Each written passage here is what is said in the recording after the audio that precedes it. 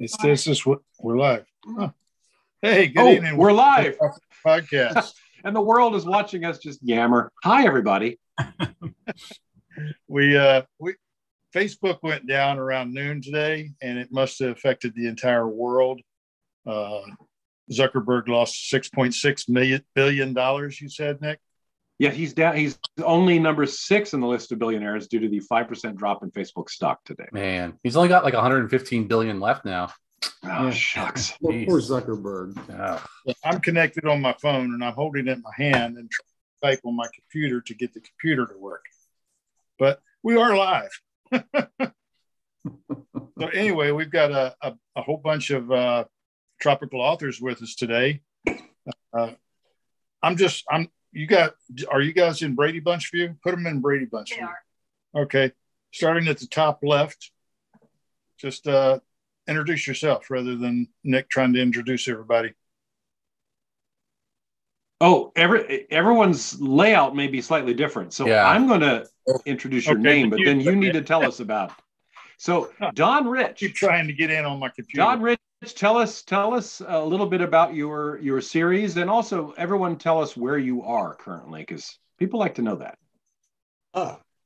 Well, I've written the Coastal Adventure series. It's based in the eastern shore of Virginia, which most people don't know that Virginia has a little peninsula over on the other side of the Chesapeake Bay.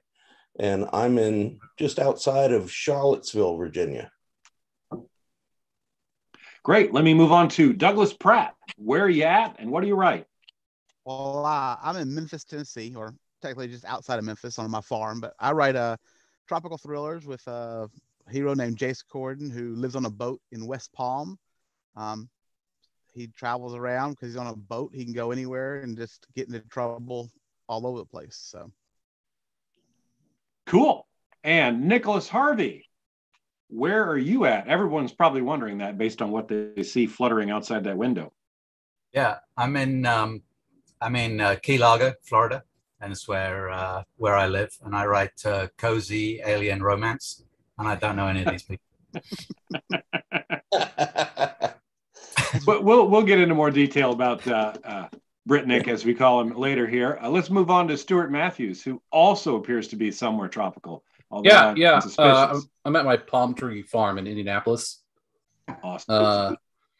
My books are about a man who has a boat and a disobedient dog who just makes his life hell. And that's where we go from. That's where we start. I'm actually working on an alien sex scene right now. As I talk. Message. You might want to hook up with Britnick. He might be able to. I got here to scout him. I'm gonna try and undercut him. I'm gonna get his ass. But that's me. All right, I'm gonna assume next to my Brady Bunch I have Wayne Stennett. But if you're watching the show, you know who Wayne is. Let's move on to John Cunningham, who apparently is in an antique store or something. I can't really tell. Hey everybody, John Cunningham here. I'm in my writing barn in Virginia.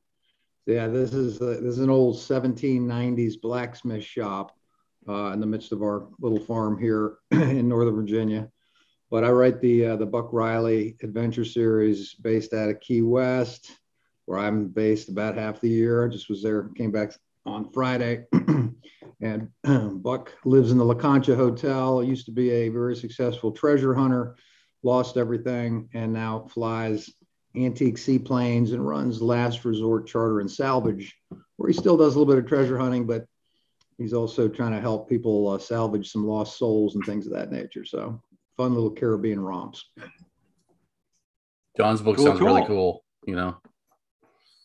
I saw an excellent October ad for John's Buck Riley series where he had a skull. Mm-hmm. And where the eye sockets were the turboprops on the flying boat. I thought that was brilliant. Yeah, it was pretty cool. Maybe we'll talk about seasonal ads, but we'll leave that for later. I'm going to duck out for a minute, guys. I think my Zoom on my computer is starting to work, so I'm going to try again. If not, I'll be right back. Okay. Once again, And my flush, evil Nick. plan to take control has met with fruition. A little malware in the Zoom. I accidentally took down Facebook though while I was just trying to, take over Wayne's podcast. I just listening to what you guys just told me, I now have one thing for each of you. Don Rich. Yes, sir. One of my the reason I know the Eastern Shore is because I love the ability to camp on the beach. And I have been to Assateague a number of times. Has Assateague or Chincoteague ever played a part in any of your books? Not yet, but they're on the radar.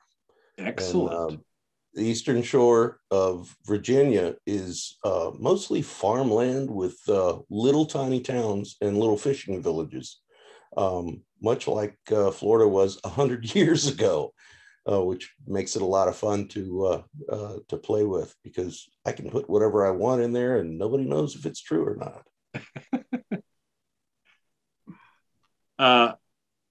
Another thing I remember about driving down the Eastern Shore was it was one of the last times I saw a chain restaurant called Po Folks. Because down in Tennessee, we had Po Folks and you get po' boys. Sure. And then it just vanished. And then I'm driving through Eastern Shore, Virginia, and there's a Po Folks. So that was probably my last, I think it was a sausage sandwich. I don't think anyone's logging into this to listen to what I ate at Po Folks. So let me move on. Doug, I didn't know you lived on a farm. What kind of farm? What do you have? It's about 5-acre little farm we have outside of Memphis, and right now all I have is one horse and about 12 chickens, a couple dogs, and a ton of stray cats that keep showing up. But we used to have goats and pigs, but I like boating more than I like farming, so I got rid of the goats and the pigs. And how did the stray cats and the 12 chickens do? The cats are all right. They just kind of fend for themselves. And then the chickens finally kind of keep them pinned in so the coyotes don't eat them. But other than that, that's about all we do with them. So you do have coyote issues? I have coyotes that run around here a lot, but I got a couple of big dogs that keep them away. But we've had fox issues really that decimated some flocks we had when I was doing meat. I used to raise meat chickens too. And oh, wow. That was fun. But I had 1 year where the fox just came and tore them all up, and so the fox don't pay retail. No, they don't. Oh, they didn't. No. I know some folks in Tennessee with an alpaca farm, and they use donkeys, which apparently are pretty darn good guards for all sorts of critters. Let's see. Oh, Stuart Matthews. Speaking of dogs. So you've got a dog in your book, and this is the book Repo Man, which I narrated. And the dog factors very heavily into it. It's super important. And I'm curious, do you have a dog or dogs of your own? Oh, I have 3 dogs. Well, I have 2 dogs right now, but we're watching a third. We're watching my mother-in-law's. They're all here around me because you know how dogs are. They can't just be on their own. Fake palm trees. Fake palm trees. No, they're real. They're real. Busted. Here's one. Here's Lucy. She's 15. She's 15.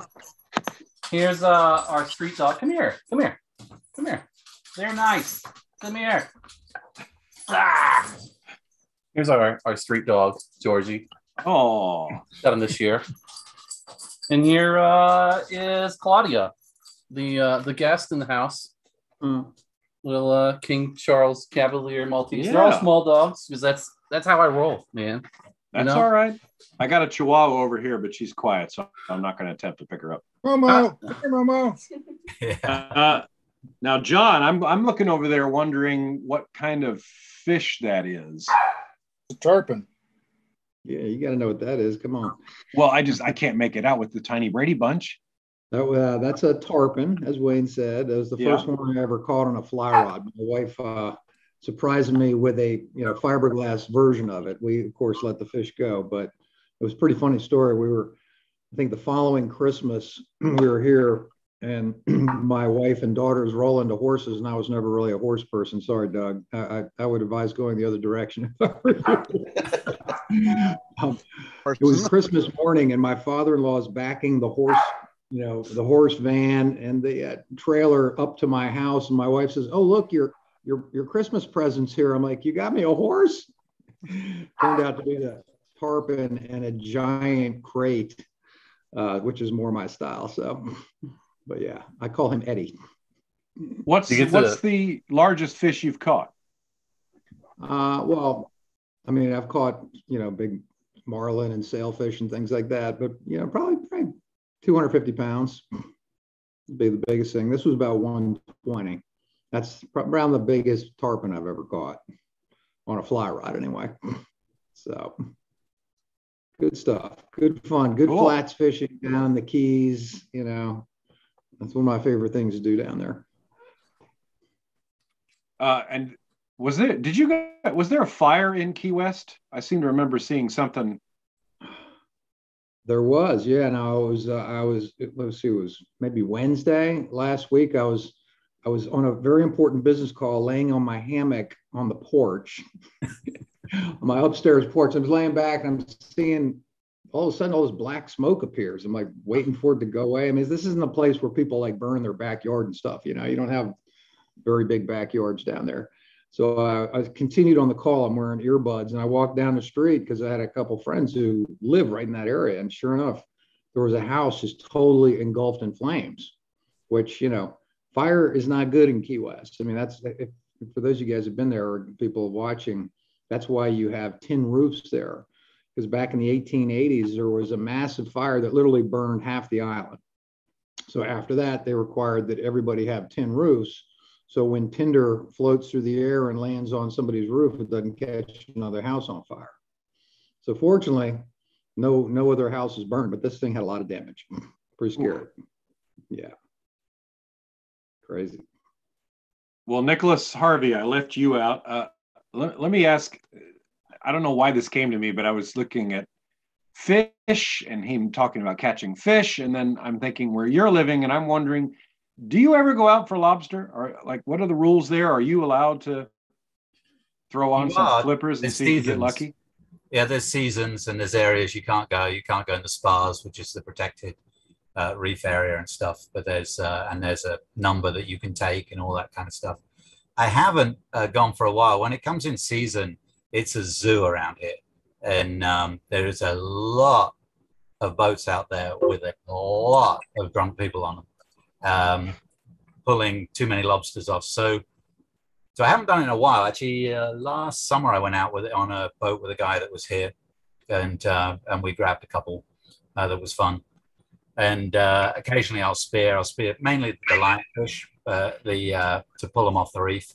And it's pretty cleaned up on the main reefs where everyone dives. But if you go to some of the quieter spots, and they do tournaments, lionfish cull tournaments, to help clean them off the reef, and they're pretty fun to do. We've done a few of those, and they make great tacos. They're a pain in the ass because they look like a big fish, but when you get down to it, it's like this big. In the bit you can eat. But Cheryl's really good at filleting them and making good tacos. I finally Wayne, got the computer working. You're up. Okay, I'm on the big screen. And Nick mentioned nice my shirt and chat there. I'm with stupid. Well, I feel like this is a topic we need to get to here on Talk Right, given our connection with Tropical Authors. And Wayne's wearing this T-shirt. Maybe he can explain what the T-shirt means, and then we can maybe talk a bit about who I'm thinking of. Well, I got this shirt, I guess it was 2 years ago next month when Greta and I went on a cruise with Dawn McKenna and a whole bunch of her fans. There was a few other writers there. And unfortunately, we lost Dawn a week ago Saturday. She succumbed to cancer. She's been fighting for a couple of years. And she had these shirts made for everybody on the cruise. It says, "I'm with stupid." STOOPID. It's a rooster. She created a rooster character in her books. Only Dawn could get away with that. But she had no idea that it was going to catch on the way it did. And stupid is now the focal point in Apalachicola lore. But yeah, she's definitely going to be missed. I really enjoyed her books, and I just liked her as a person. She's a really, really nice lady. I'll jump on and say that I've never met Dawn Lee McKenna in person, but I've heard about her for quite some time, narrating for Wayne. She actually has a small section in Wayne's nonfiction Blue Collar to No Collar, which offers some great advice on how to use Amazon to your advantage as a self-pub author. And I read her first book, Low Tide, which a lot of first books in series, even I like My Deep Shadow, but it's got a little bit of a slow start, and I think I'm much better with my later books. First books frequently are not the best books, but she had a phenomenal first book.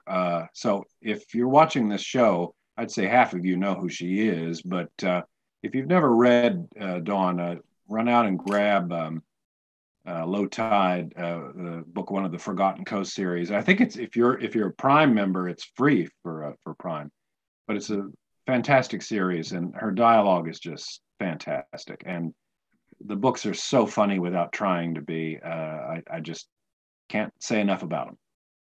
And towards the end, her main character goes out to a bridge in a boat, and where she encounters this crusty old oysterman with a gray beard and a bald head who used to be a Marine. And his name is Wayne Stennett, believe it or not. And so it turned about being fair play. I made Dawn a fortune teller in Key West in my next book. And she saved Jesse's life. You might remember that in Fallen Honor. Yes. Yeah. Actually, Wayne and Dawn were the first time I'd seen crossovers like that. And Brittnick here can certainly attest that crossovers are fun. They're a lot of fun. And the Axel, of course, who she went on to write another series with, she featured as a boat owner in her early stuff. And I got to second what you say there, Nick. I mean, the consistency from her first book in the series to the 10th book in the series is perfect. They don't change.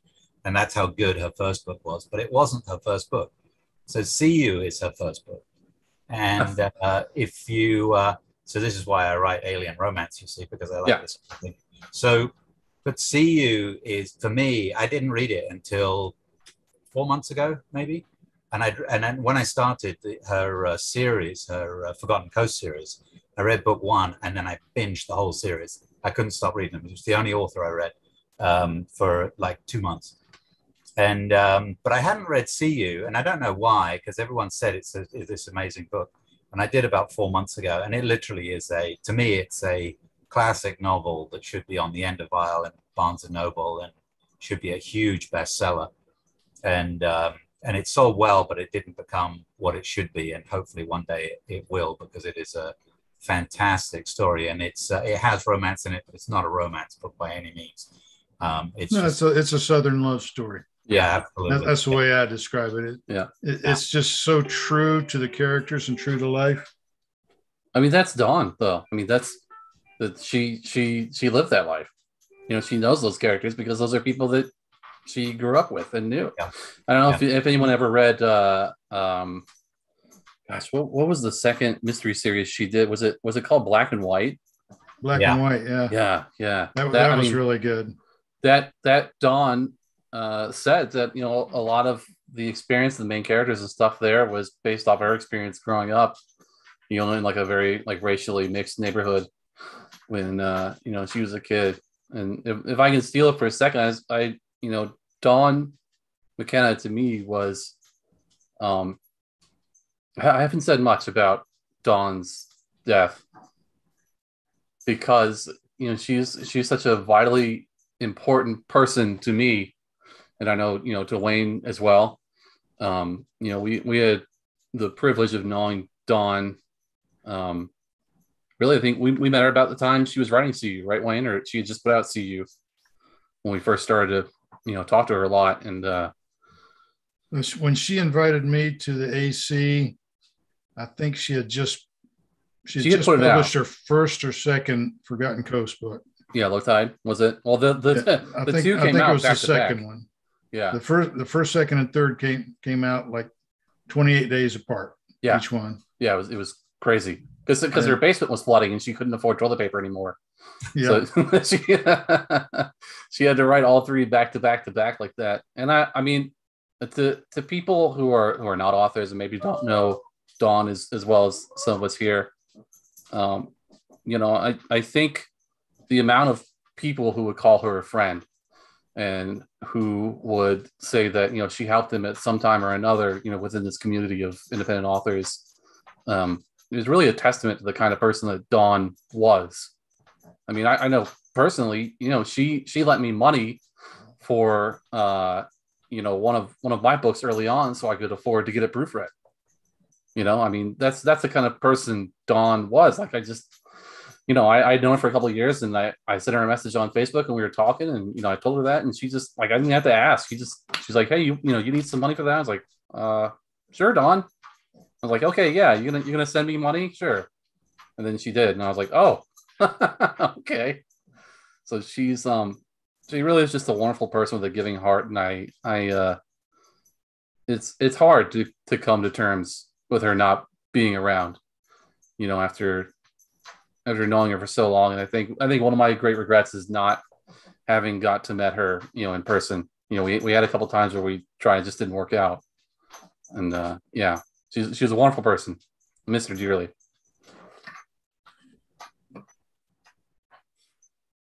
He was going to be down in Apalachicola in 3 weeks, and there's Like, a group of us okay. that we're going to go, and that's going to be a much different trip. Oh. Yeah, just for our viewers, that there was there's quite a few people going. The Tropical Authors has only been around for about a year and a half, I think. And when we formed it, Wayne was the first person I thought of. Dawn was the second. Yeah. And then the list went from there.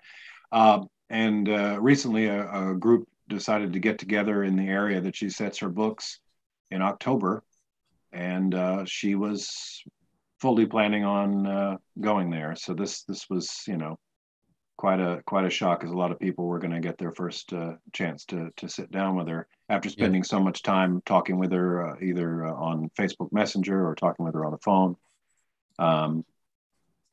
But you know, the group, I believe, is still going to be gathering, and hopefully a lot of beers will be raised, or whatever she drank. What did Dawn drink? Anybody know? What was her poison? I have no Coffee. idea. Never came up. Lots and lots of coffee. Yeah, she did drink a lot Lots of coffee. of coffee. Yeah. Yes. I want to get a cup from Kirk's coffee shop. Oh, right. She had her badgered him for forever before he would ever give her a cup, and because she just loved it. She thought it was the best coffee cup in the world. And that's the cool thing about her book. She used so many real places and real people, and people read the books and they don't realize that Kirk is a real person. He's a genuine coffee Nazi. Kirk, if you're watching, I'm sorry, I didn't mean that. but it's true. Buddy, I would like to have a cup when I come to Appalachia. I think you might be proud of that term, actually. Well, yeah, the Boss Oyster, that's mentioned in her books, and whenever she'd go down there, I mean, she probably didn't pay for a whole lot whenever she went down. Brittnick, did you send her a favorite tropical fruit or something that you managed to get your hands on? Yeah, and you're probably going to ask me what it was called, and I can't even. Genepes. Genepes, yeah. Genepes. It has Spanish, like 17 Spanish names. limes.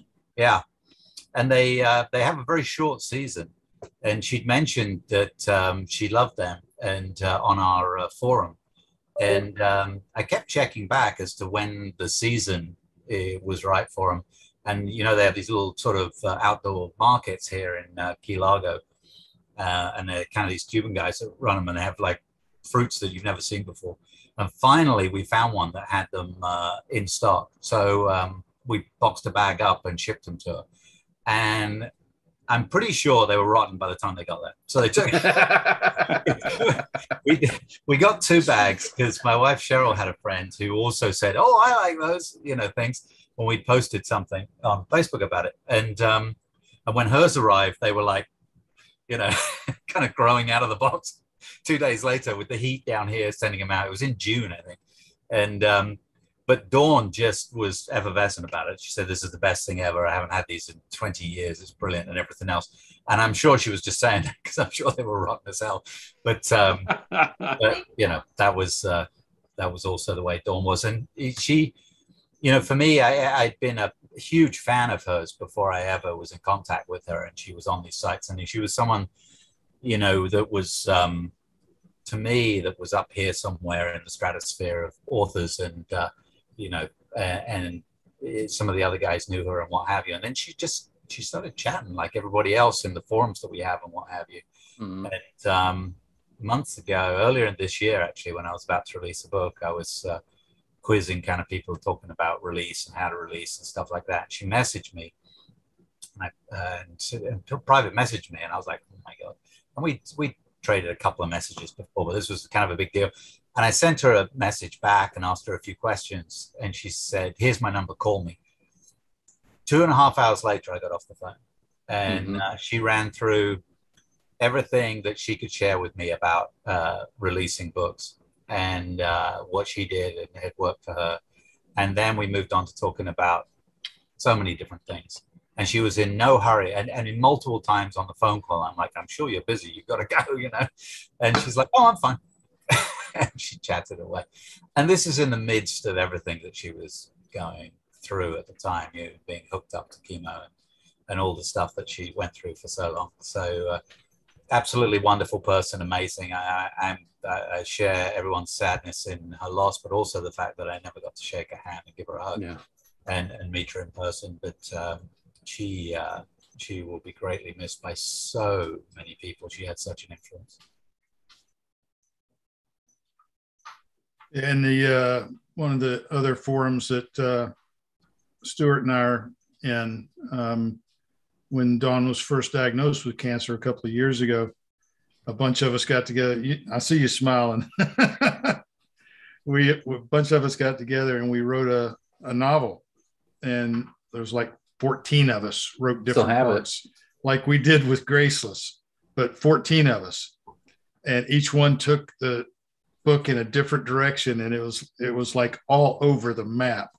I'm pretty sure they left it to me to unravel everything and bring all the lines together at the end. Yeah, that's right. You were the closer, Wayne. That's true. I think I don't know if you guys know, Dawn loved both Tommy Lee Jones and Martin Sheen, and I think in that book she got with both of them, right? Wasn't that the thing? I think Axel wrote a beach sex scene with Dawn and Martin Sheen, I want to say.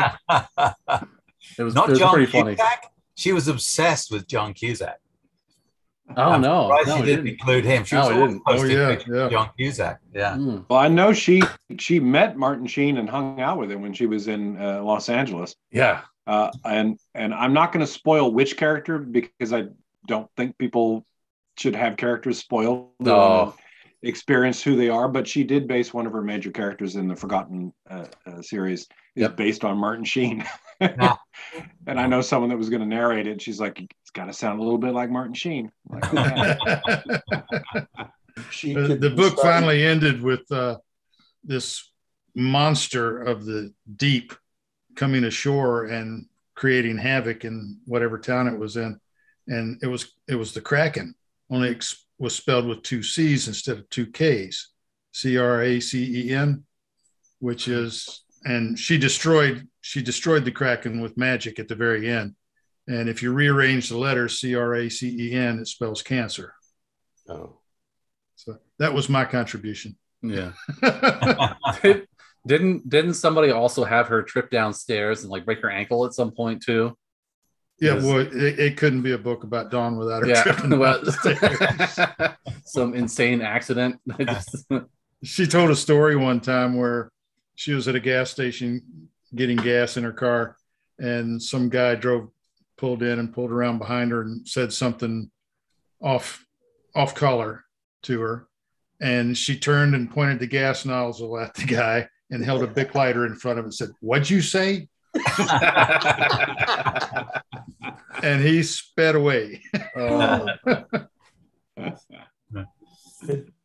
We were messaging back and forth, and I quoted a line. I don't know why, but I just quoted a line from Grosse Pointe Blank. I love that movie. She went off. Oh my gosh, she knew that movie. She could quote it verbatim from start to finish. Just absolutely loved that movie and Cusack in it. Well, that was a great movie, and he played such a cool character. Yeah. As I understand it, Dawn got her writing start. She was working on screenplays and television pilots. Like she wrote her first screenplay at the age of 18, I think. Which explains why her dialogue is so good, I think. Yeah. She always had. I think Dawn's thing. I mean, she always had such strong dialogue and such great characters. Yeah. I mean, that, reading Low Tide was what, got me to be like, oh man, I want to write mysteries. Like, look at this. This is amazing. I can do this, So, yeah. I remember some graveyard humor between some of the cops when they're looking at the corpse. And I remember thinking, oh, this is kind of like Law and Order, except this is actually funny. It was quite good. You're not getting work there anymore, buddy. Oh, I've had enough.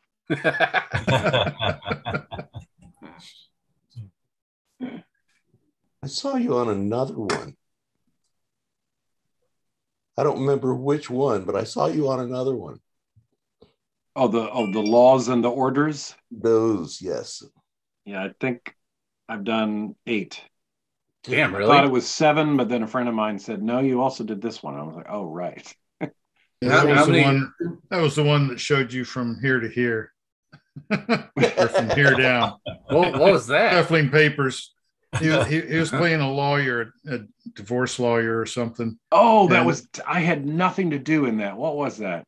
Oh, I think it was called Divorce. Wasn't it called Divorce? Yeah. I heard your voice, and you're thumbing through the file, and it only shows you from the neck down. And I thought, that's definitely Nick. But did you get to die in it? I mean, I've heard that's the big thing. Here we go. Here we go. Don Richard is killing all the authors. No spoilers. No spoilers. But some of us might be dead soon. I know. What was the one with the exploding head?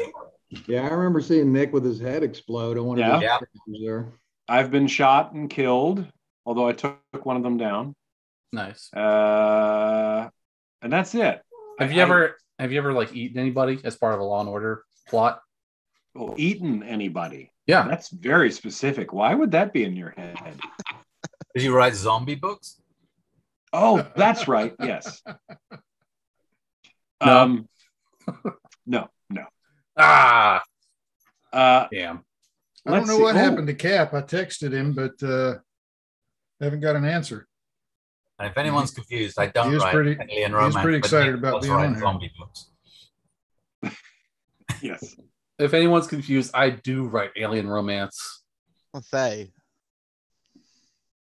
alien romance would be great. We could collab on something like that. I hope you like tentacles, buddy. Hey, somebody sent me Bigfoot romance the other day. Yeah, someone's got to do the next thing to Graceless. So maybe that's what it is. It's a trop author alien infused romance with.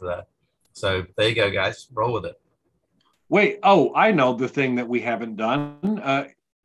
If we didn't scare anyone away with our extremely late start, do we have any YouTube questions there, Wayne? I just got YouTube to work just a few minutes ago. Okay.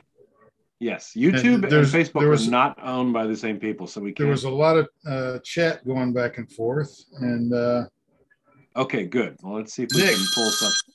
And who's ringing? You know what I've always wanted to do? Now that I hear a phone ringing and talking about questions, if I ever get super famous. Sorry about that, whoever's barking. Yeah, that's my dog. That's my dog. That's my dog. I think she's senile. She doesn't know where she is. It's really, it's kind of sad and also funny at the same time. But anyway, I've always wanted to, if I get super famous, open up an 800 number and just just tell people what it is, and just answer it. Just see what's going on. Say hi. That's my thought for the day. Thank you. I don't think you need to be a millionaire to have an 800 number. You should just do it, Mr. Big Bucks. No, just go ahead, get your 800 number, have some fun. There's got to be something funny. It's got to be like 1-800 Mad Bud or something, Like it's got to be just something totally off the wall that sticks with you. I gotta think about that. All right, John, over in the writing barn, you've been very quiet. What are some clever ideas you would have for entrepreneurs, perhaps not involving zombies or? Go ahead. No, and entrepreneurs do what? Well, I don't know. I was trying to segue off of the 800 number that was starting to scare me, and I thought, oh, he's in that beautiful location. He'll have something calming he can talk about. Oh yeah, super calm. Some way for people to download ebooks directly into their brain, so they can just kind of walk around and think about the stories and just hear them as they go. Which is earbuds are good, but it just constantly plays, so they never get away. Ooh, how about Oculus books? Yeah, there you go. You could actually see Stupid the Rooster like charging at you when you're reading Dawn's books. I thought it was going to be like a virtual Oculus book, like you're really reading a book right in front of you.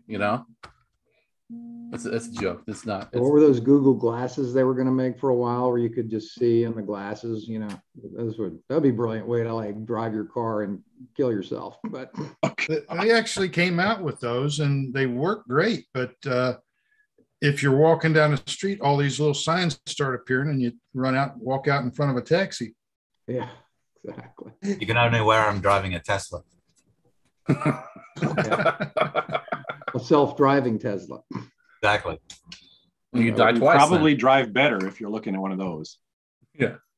I saw a YouTube video that was quite lengthy, but the whole premise of it was that when a Tesla runs out of charge, you can call your buddy and he can come and hook up a tow strap and tow you, and it will regenerate the battery. Yep. And I thought, oh, isn't that great? If you don't have a buddy nearby, you can call a tow truck. Yeah. Yeah. Have you seen the SUVs? Ewan McGregor used one in his last Long Way Up or Down or whatever it was. And they went on at e-bikes, which was a bit of a disaster. But the vehicles they had along were e-vehicles, and they were these new pickup trucks that have just come out. Do you remember the name of them, Cheryl? I can't remember what they're called. They just got released, and they're like $75,000 each. But they had the same. The Cybertruck? It's not called Cybertruck. No. It's a different brand altogether. It's a new company completely. Oh, they're really cool looking, but they did the same thing. If you towed it, it would recharge. So there were situations where they had two of their service vehicles, and one of them would die, and the one that still had battery was towing the one that had died to give it some battery charge so they can make it to the next town and plug it in. Rivian, that's what they're called. Thank you, Cheryl. It kind of defeats the purpose, I think. Yeah. Yeah, you're getting towed by a petroleum using vehicle to recharge your battery vehicle. It's like kind of negates itself. Well, could you start at the top of a hill, just run it down and let it like pop in the clutch? Yeah. Yeah, I'm sure right? that's If you're driving in hilly country, just shut the power off and coast down the hill and recharge the battery and power it back up and go up the next hill. Of course, the amount of power that you gain, you're going to lose going up the next hill. So again, it's I'll stick with my F-250. Thank you very much. I saw they're going to be coming out with a whole new series of outboard motors that are going to be electric. All that electricity out on saltwater, what could possibly go wrong? Brilliant. Well, Sailing La Vagabond, their next boat, they're building it in Vietnam right now. It's a trimaran, and it'll have one electric motor. Mm-hmm. And it's supposed to be really state-of-the-art, connected to a sail drive. Literally, you don't really have to reverse it. You just turn it, the sail drive just turns around. Mm-hmm. Does it have one of those generator propellers that drops under the craft? Yeah. I mean that's kind of cool. When you're under sail, the propeller's still turning. I've noticed this she's in still my generating boat. power. Yeah, the propeller's turning constantly while you're sailing. Yeah, and I want to just mount an alternator on top of that sail drive and just collect that energy. I'm sure somebody's gonna do something like that. Well, I mean, he had Riley had one that was like a little tow like a motor generator. thing. Yeah, that he just he towed it behind him. Yeah, that was kind of cool. Yeah, that's how submarines ran for 60, 70 years was electrical power and battery banks. The diesel subs, that's how they actually ran. The diesels just charged the batteries on the surface. Yeah. Cruise ships, they all run on electric motors with giant generators. Yeah. I like just having an electric trolling motor on the bow of the boat, so when you're fishing, you don't need an anchor. You control it and it holds you in place. It's a sweet thing. You want to move a little bit, you can move a little bit, but yeah, good luck with that here. When the tide changes here, it rises from low tide to high tide up to 10 feet. Ooh. And the current runs at about 2 knots. So an electric trolling motor is not going to run you that fast. Well, we'll do it down the Keys. Come on down the Keys, Wayne. Well, power poles, that's what we use here. Yeah, those are good too. Hey, Stuart, it's not getting dark where you are. Yeah. When you're in Indianapolis, it's sunshine all the time, baby. I lived in Indianapolis for a year. Believe me, it's not sunshine. Yeah, it suddenly got dark behind you, Nick. I was looking at the palm trees and how they were waving, and all of a sudden it's dark. Sorry, it actually, we got our. It's dark outside. And I'm facing east, so we normally get. It must have been cloudy out west, because normally we get really nice light from the sunset over here on the key out here. So. Well, I'm not seeing any questions on YouTube. There's been quite a bit of chatter going back and forth, but I had a thought here that there was one question. I was debating whether to ask it or not because it's from AJ Stewart. But Nick, did you play Mel Gibson's Stunt Butt? That's a very specific question. Much like Stuart's question, it makes me wonder why it was asked and what's going on in AJ's mind. I second his question. I think we'd all like to know the truth about this. Oh yeah. It's yes or no, Nick. Yes or no. Well, no. I'm just trying to think if I've ever seen him or been in something he was in, but no. We've got a few minutes left here, or slightly more. Actually, we're gonna go about 10 minutes over because we started late. Well, why don't I'm curious what everybody's up to, like what everybody's working on. If everyone, I'll go down my list of how I see people in my Brady Bunch here, and just to give us a few minutes of what you're currently working on. It doesn't have to be work. It could be something you're doing around the house, but what are folks up to? Don, let me start there. Over in Virginia, what are you up to next? I just finished Coastal Curse. It just came back from Proof and Edit, and just went through it one last time, putting a few things together on it, run it through Vellum tonight, and then I'll get ARCs out to anybody and everybody that was mentioned in it. So they can go, wait a minute, what did you do? Did you manage to kill off? Sorry, shouldn't say that. You're on the list, fella. Shit. That's what I was going to ask. Who all got it? So those will go out probably tomorrow. Cool. Doug, how about you?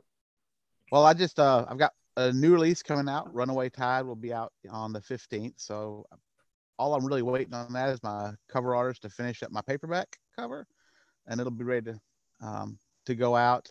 And then I'm just working on the next book, which is Devil Water, and about halfway through it at this point. So hoping to finish it up by the.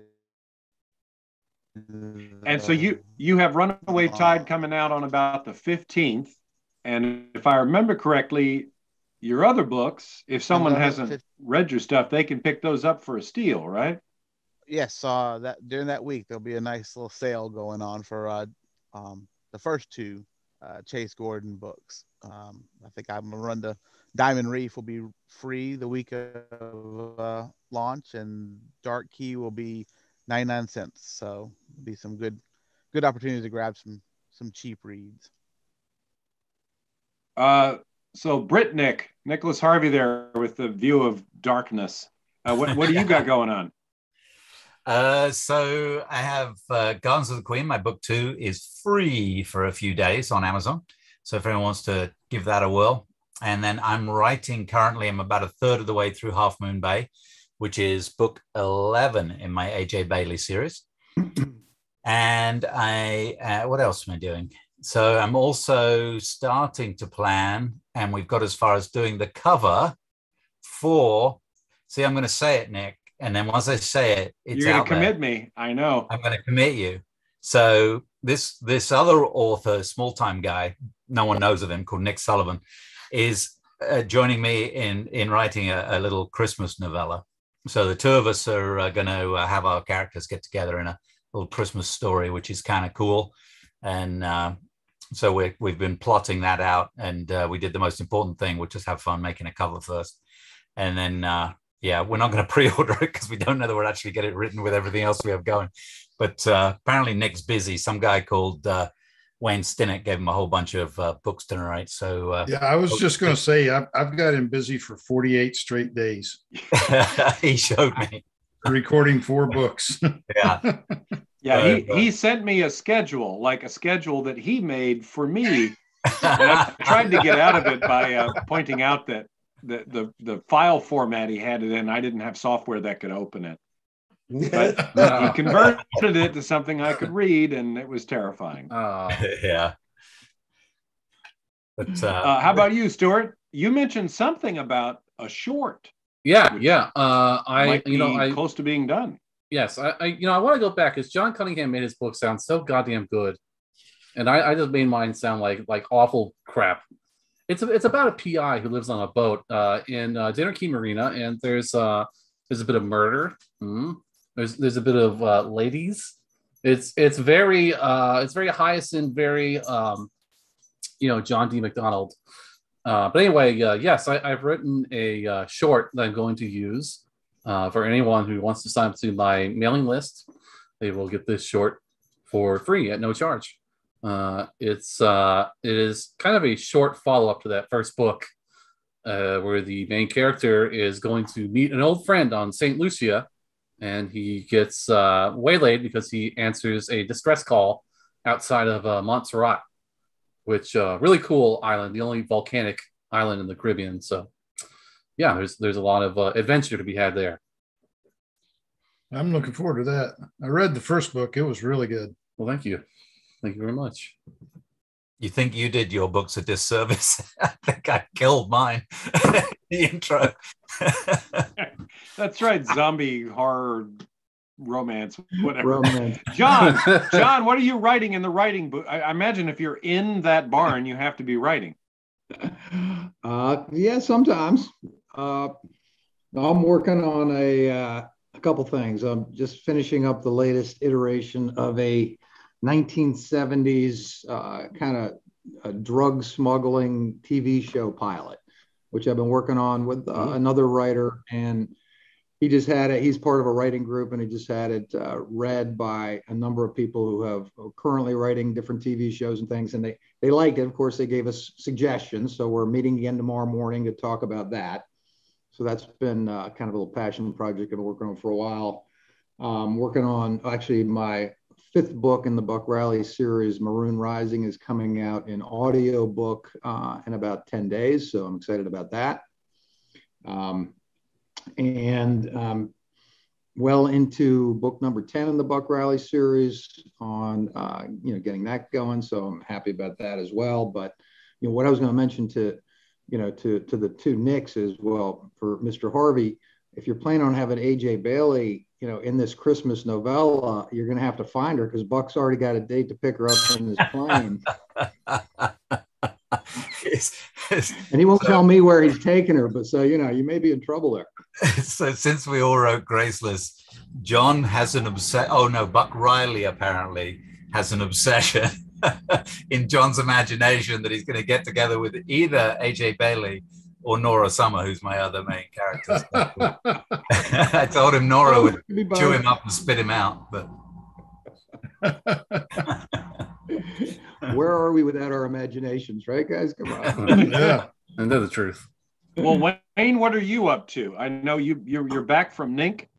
People may not realize Novelists Incorporated, Wayne was the president in 2019. But you've got quite a bit on your plate, I know, because it's now on my plate. Actually, I'm putting it all on your plate, and I'm done. I just sent Lost Charity to my editor, and next week I'll send All Ahead Full to my beta readers, and then to the editor the week after that.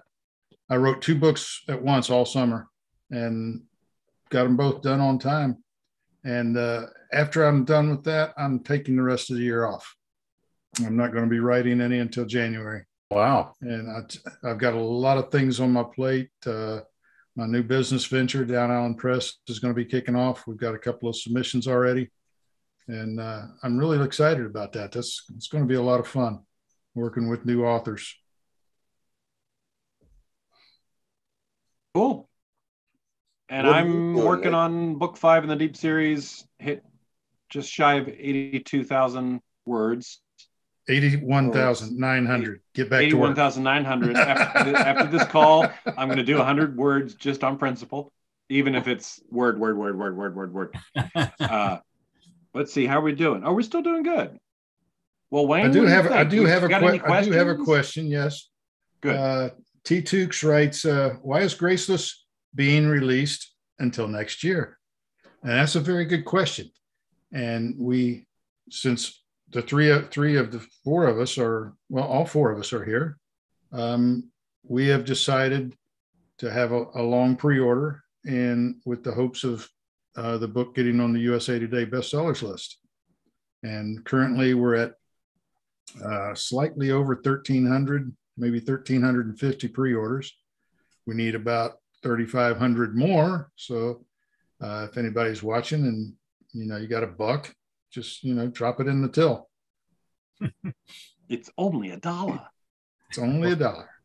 It's worth noting that none of us are taking any money for writing that book. It's really all going to promote tropical authors. And I think last count there was like 35 of us, wasn't it, Nick, or something like, I don't know what the number is now, but yeah, tropical really authors is about 35. Yeah. And so far it's raised. It'll be, well, if we get on the bestsellers list, we'll probably have somewhere around $1,500 to spend on advertising for tropical authors and to cover the website and maintenance and everything. And I think that'll cover us for a year. Yeah, that'd be great. For those watching, this is 4 of the tropical authors, which is a group of authors at tropicalauthors.com, which is we don't charge anything. It's just a group of people. 4 of us got together and wrote a story that connects with a central character between all of our different books. And the idea is it's going to introduce each and every one of us 4. The readers of one of us will be interested, hopefully, in the other 3. So it's an idea that we hope other tropical authors will jump in and match themselves up based on, who goes well with each other. What pairs well with fish? And by doing this, we're hoping to turn tropical authors into something where we can start, doing some advertising and such. When Britnick started to talk about your collaboration for Christmas, I thought he was going to go ahead and launch into Timeless.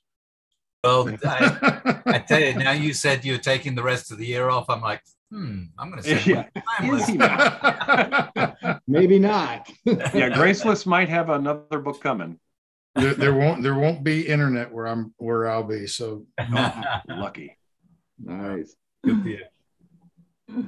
The Christmas collab, the reason it needs to happen is Britnick is set in the Cayman Islands. That's where AJ is. And Hicknick, I'm nomadically move my people to different islands. So they're in Caymans now, but they won't be on book 6. So this is the time to strike.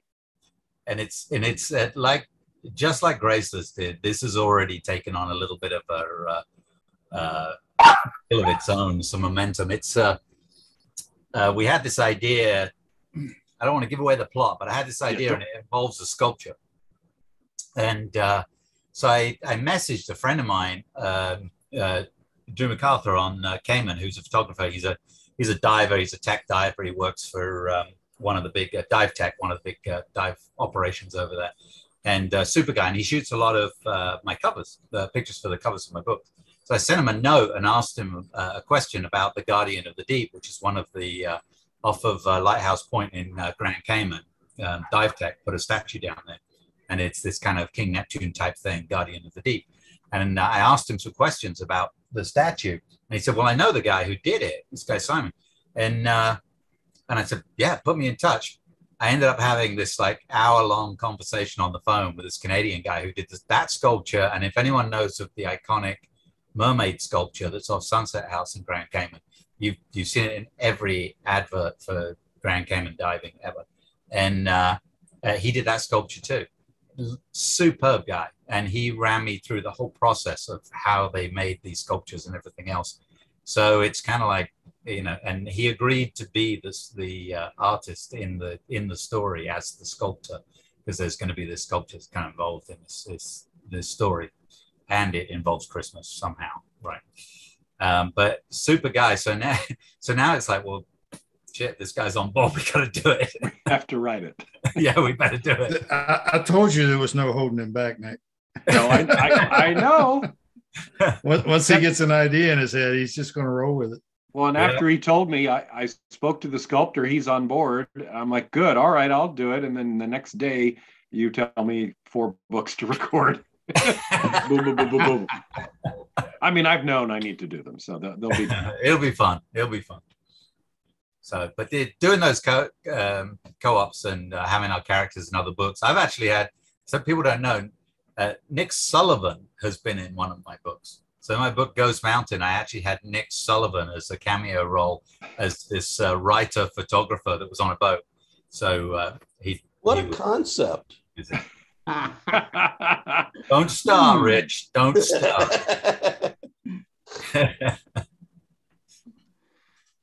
Don, any other questions on YouTube there? Well, Tukes asks if TA is a 529B corporation, and I had to ask him what that was, and it's apparently a corporation that can accept donations tax-free. Oh, ma'am. So that's something we might want to look at. My response is not yet. We'll take a look. That might be something we want to take a look at. But other than that, YouTube is clear. Okay. Great way to contribute to TA is to gift copies of Graceless to all your friends. Yes. That's right. Buy it for $1 and give it to a buddy. I don't know if you can gift a pre-order. I may have just said something that. Oh, that's true. Yeah. We don't know what we're talking about. I don't know. I think you can. Or you can just wire me $1 million. You'll promise to use some for TA. TA may have a different, definition then, but who knows?